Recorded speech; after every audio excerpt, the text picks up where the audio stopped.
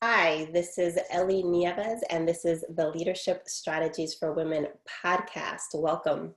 If you want to learn more about my speaking and coaching programs, please go to leadershipstrategiesforwomen.com. I am so pleased today. The title of our podcast is Let's Talk About the Elephant in the Boardroom. And our guest is Dr. Amber Tichenor. As the founder of To Be Coaching and Consulting, Dr. Tichenor empowers women to find their voice, embrace change, and be all that they want to be. She has a PhD in industrial organizational psychology, and she is a subject matter expert on female rivalry. Dr. Tichenor, welcome to the Leadership Strategies for Women podcast. Ellie, thank you so much for having me. I'm honored to talk about this subject with you today. Well, this is such an interesting topic. Tell me, how did you become interested in female rivalry? So it was about 2005, and I was working on my PhD, and it was at the point that I needed to pick a dissertation topic.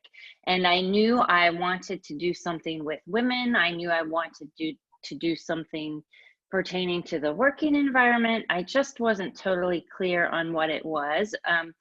Up until that point, I had been exposed peripherally to female rivalry, maybe with a mean girl or a queen bee, or being excluded, but not a full-on crazy behavior. And then I was working for a big 5 consulting firm, and I started work on a project that was with all females, and I saw it, and I thought, gosh, this is kind of big. And then thinking about being in other working environments, I realized it was the big elephant in the room. There it was, this behavior that was largely being ignored, but it was disruptive to the culture. It was disruptive to the team. And so that's truly what piqued my interest to start diving in and researching what it meant and how organizations were dealing with it. And I found they weren't, that largely it's swept underneath the rug. So what does female rivalry look like? Well, it stems from the inability to manage healthy competition, low self-esteem, there's fear. So men and women use different types of behaviors of aggression. So for women, it will show up in indirect passive aggressive behaviors. So it's not really tangible. And it is a way for somebody to feel power, especially in a situation where they may be lacking power. It does not discriminate. So while I initially had started focusing on this topic in the working environment, later on, a few years down the road, I have expanded it to outside of the working environment, because for women, it impacts pretty much everything we do. It does not discriminate for race. It does not discriminate where you live or demographics. Nothing is out of bounds. And so it can sneak up on you. And often when it is occurring, you may not even realize that it's happening because it's so kind of sly and sneaky. And you'll question yourself. You'll think, well, I'm imagining that. She didn't just do that to me. And so you'll kind of, pass it off. And but if it goes on, it can escalate to a female bullying type of situation, and it feels endless. And if it keeps going on frequently in that situation, you lose your voice. And a lot of times what piqued my interest too, when I was initially doing my research, is people will say, oh, it's the women are being dramatic, or it's just a cat fight. That's a lot of, the popular, I'm using quotes here, but, and it goes much deeper than that. So the more I got involved and started learning about it, there are big behavioral ramifications if you've been immersed in it for a while. Mm-hmm. So you mentioned observing it in your own career. How did you recognize it?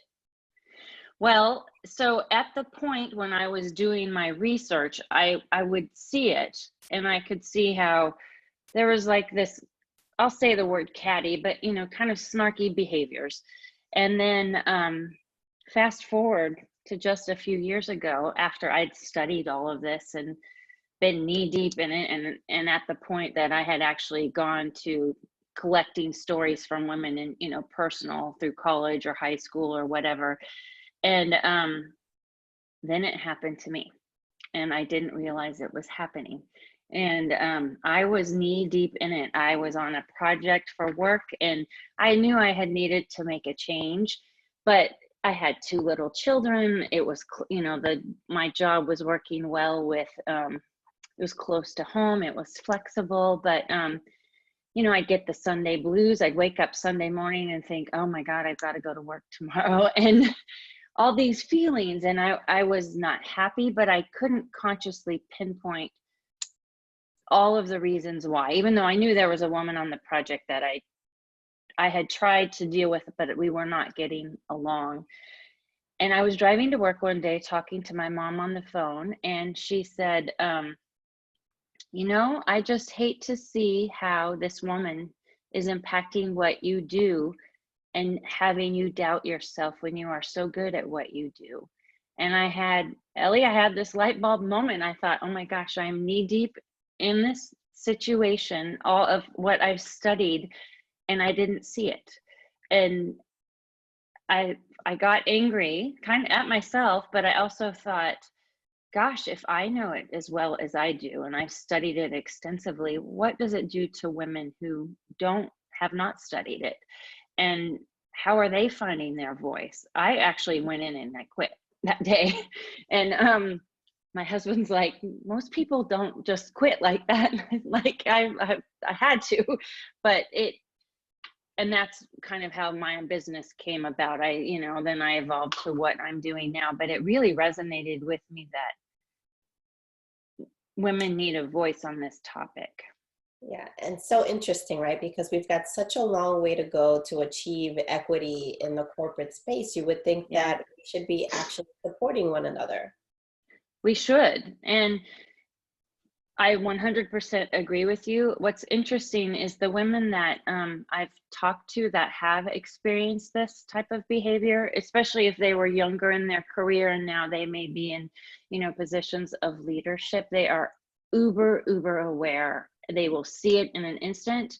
They share their story. They promote transparency and open communication. And so to me, and what I've written about and talked about, is the antonym of female rivalry is the female sisterhood. And that's an environment where women uplift and support each other. And when it happens, it's an amazing thing.